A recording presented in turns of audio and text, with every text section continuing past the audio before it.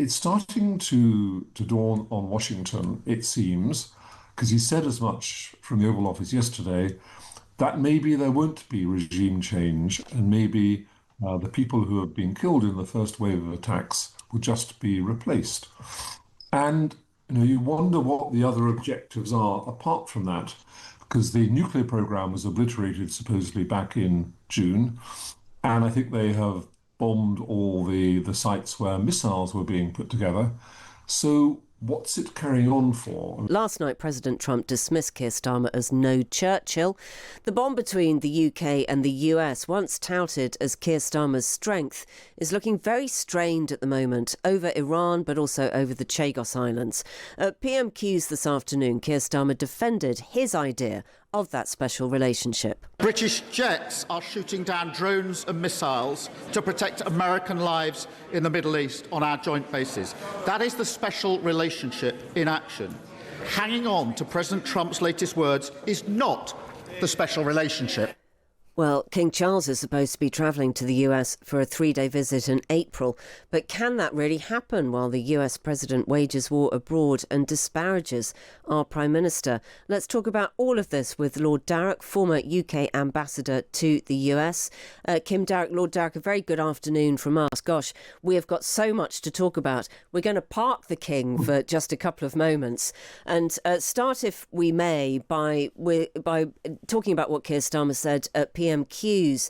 And his defence of his position is just incredibly difficult at the moment, isn't it? Because he is still trying to be incredibly diplomatic in response to a man who's been very undiplomatic towards him.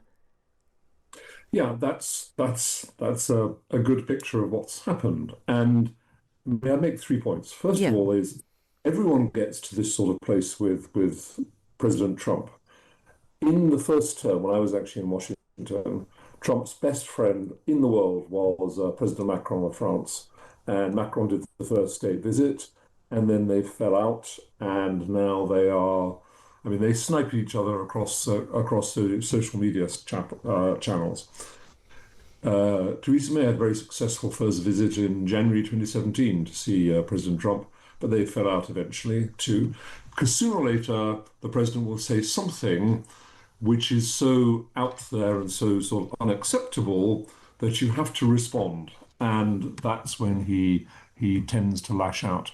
Now, there's no question but that this outburst that we saw in the Oval Office yesterday is pretty strong, quite brutal, quite wounding.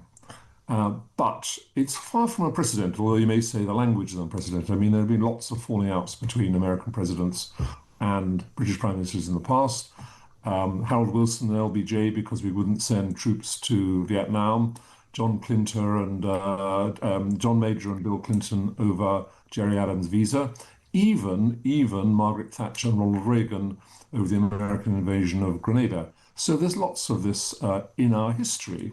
And the third point, I don't know how it went across in the House of Commons, but Keir Starmer has a point when he says a special relationship is not just about the relationship between the White House and the number 10 between the president and the prime minister.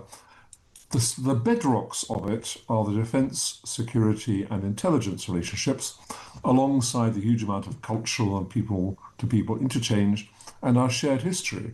And the relationship between the US and the UK will survive and be strong, really, whoever is in the White House and whoever's in number 10. So they'll get past this, but it may take a while. But are those things really there anymore? Couldn't you flip that coin, Lord Darroch, and say, actually, it would be more helpful to say what we see, which is that we really don't have a special relationship with this current iteration of America. And that would allow us to, fill our chests, broaden our shoulders, stand up a little bit higher? Yeah, you can make that argument. It's a legitimate argument. But look, first of all, very few ambassadors to the European Union are huge fans of the term special relationship because it sounds so sort of needy, and every country thinks it has a special relationship with America. So it's not one that we tend to use a lot. But there are aspects of the relationship which are unique. notably, as I say, the defence cooperation, the intelligence cooperation and coordination, the meshing together of our security establishments.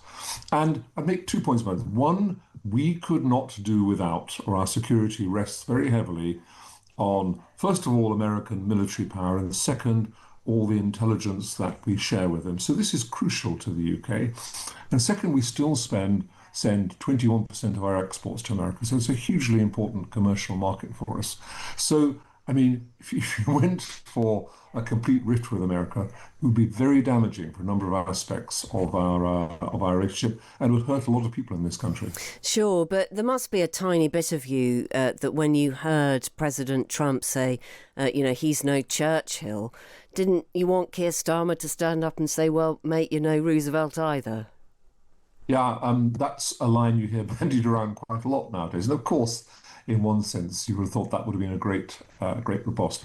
But as a diplomat, as a 40-year career diplomat, my advice to the Prime Minister would be to do exactly what he is doing, which is just basically to move on and to try and keep the temperature down and let things calm down, let the dust settle, keep cooperating, which we certainly are, at a military level in the region, and there'll be lots of intelligence going backwards and forwards, and foreign policy experts will be talking. And at some point in the next few weeks, when a peg arises for it, get the president on the phone and talk about how, what kind of exit strategy he has for this, which otherwise, this has expanded so quickly, this crisis in the Gulf. It's now involving so many different countries and so much is going on. You do wonder how the president is going to extract himself from it, because he's not, I think, going to get the regime change or the popular uprising he was calling for. So what's the exit strategy? Do you think that President Trump is entirely well? Yeah, you get asked that a bit, and I do think he is. I mean, he is a unique personality with a unique approach to being president. And I may not be a huge admirer of many of his policies, but I mean, he's older now, but he is the same man who I observed at close quarters in his first term. And yeah, I think, I mean, he's a man who's capable of doing a 2-hour speech, as we saw in Congress a couple of weeks ago. He can take, press conferences for an hour and a half. A lot of what he says may be factually inaccurate, but, there's a lot of stamina there. Okay. A lot of stamina there. My 29-year-old man. Yeah, he's got stamina, maybe he's not got content. You are being an absolutely brilliant diplomat, 5-star diplomat. So I wonder whether you can advise all of us, Lord Darroch, on this.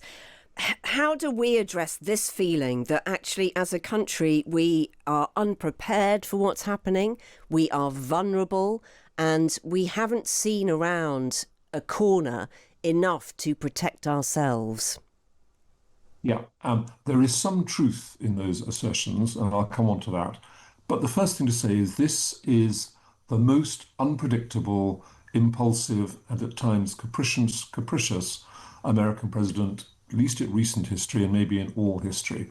So you can't blame for him catching the world, unawares quite often. And that's just the world that we live in, and you have to accept it. Second, in terms of this, are we unprepared?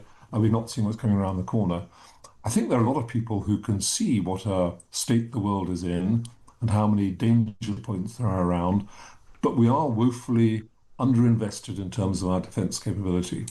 And a little vignette of that is the way that this very expensive destroyer we're about to send off to provide air cover against drones and missiles for our Cyprus sovereign base, HMS Dragon, is still sitting in Portsmouth, and it'll take about a week to get there. And who knows, the action may be over by then. So we are woeful, and this is a matter of generations, not a recent government's fault, but successive governments have not put enough money into defence. And in that sense, we just aren't as capable as we should be, given the dangers around in this world. The Strategic Defence Review pointed the way, but we actually now need some money spent. And I know there's not much money around, but this is a matter of potentially of national survival. Do you honestly think that the action might be over within just a week? I doubt it, but again, I come back to the nature of President Trump.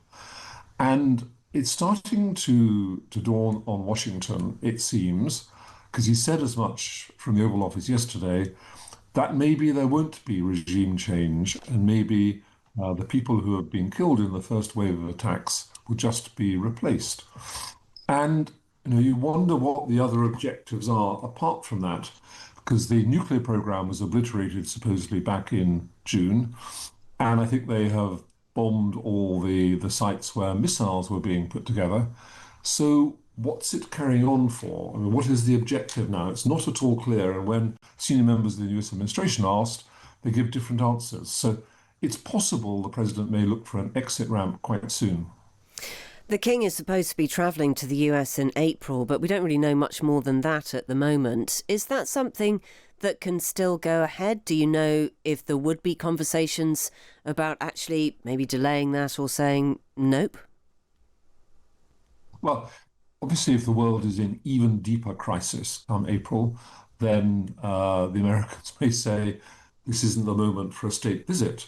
But I think it's more than likely to go ahead, and certainly I don't think we'll be pushing for it to be postponed, because the king is he's actually a very, very effective diplomat, and he gets on very well with the president. That's the evidence of their meetings. That's the evidence of the state visit a few months ago. And I think he can be very effective if there is still a rift in the relationship at healing it. How much of a diplomatic headache is it for the palace, though? Because I take your point. I mean, for President Trump, this could be an absolutely marvellous thing. Everything suggests that he's incredibly fond of nearly all members of the royal family. But for King Charles himself, isn't it a bit tricky? Yeah, but he's done lots of tricky visits in the past, and he's hosted President Trump for a day, and they get on. And this is still a country that is hugely important to us for the defence and intelligence cooperation and trade reasons I've mentioned. And he's a great national asset. So it's all possible we should use him. And I think, honestly, he would also see himself as doing something really potentially valuable and want to do it if it's possible. Thank you very much indeed for your time this afternoon. That is Lord Darroch, former UK ambassador to the US.